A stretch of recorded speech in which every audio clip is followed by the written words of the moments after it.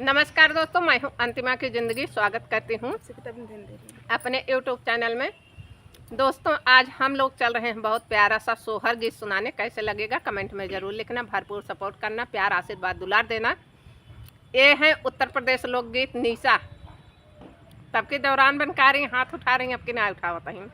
और पीछे बैकग्राउंड देखा जा भैया, बहुत मेहनत इतने जंगल में हम सब बनवत ही। बहुत ध्यान दे जा, बहुत मेहनत बंद होत बा। कहाँ फूलाई फूलवरिया, कहाँ अम्मा बउरई, कहाँ अम्मा बउरई हो पिया निमिया झकोरा, कहाँ मारई नी दरिया नाही आवई, नी दरिया नाही लागई हो दारे पे फूलाई फूला बगिया अम्मा बउरई, बगिया अम्मा बउरई हो धाना से जिया जा कोरा निमिया मारई, नी दरिया नाही लागई, नी दरिया नाही लागई हो पिया ही चिवड़ा बउरा जइया जड़ैया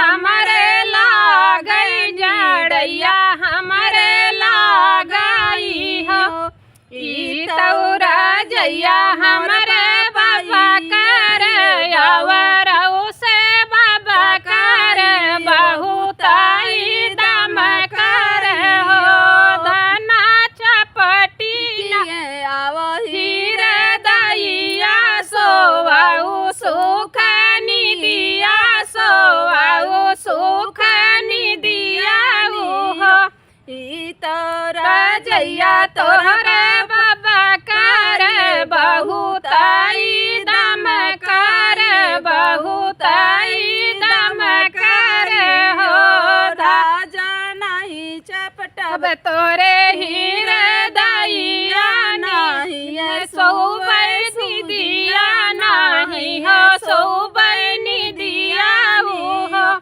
नौआ के जरई नाउरिया तो भवना के पोथी रे, भवना के पोथी जरई हो सखिया बाबा के जरलिया किलिया जो मुसवा मारा दहे रई, मुसवा मारा दहे रई हो चौरा बरन मोर दतवा मोतिया जैसे अखिया, मोतिया जैसे अखिया हो धनिया गुड़ल गुड़ल है मोरी पुछिया तोहरे लाखे कैसे, तोहरे लेखे कैसे न हो जोला के कटबई में बोरवा तोरुइया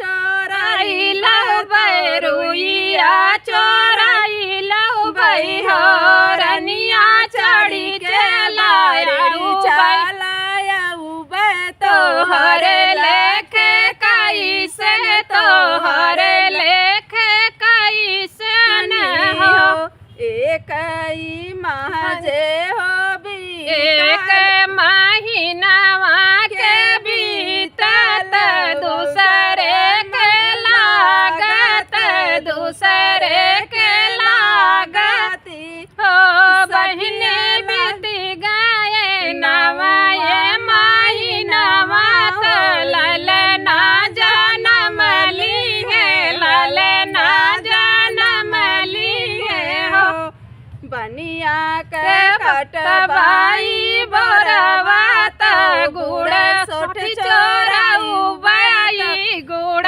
सोठ चोराऊ बाई हो रनिया चढ़ी के बड़ेरी चलाया बाई तोहरे लेखे कैसन, तोहरे लेखे कैसन हो रनिया बनिया के बोरवा कटबै त गेहुआ चोराऊ बै बड़ेरी चढ़ी आऊ बै तो हरे लेखे कैसन तो हरे लेखे कैसन हो तू है बननिया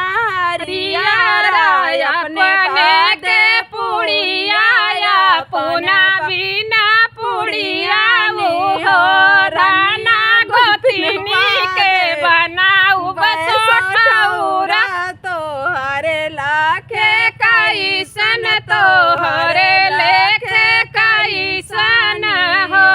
धन्यवाद दोस्तों। गीत कैसे लगा कमेंट में जरूर लिखना, भरपूर सपोर्ट करना। जंगल में बहुत मच्छर काट रहे हैं जंगल में मंगल। हम लोग वीडियो बना रहे हैं, तो आप लोग अगर जंगल में मंगल करवा देंगे तो बहुत अच्छा लगेगा हम लोगों को।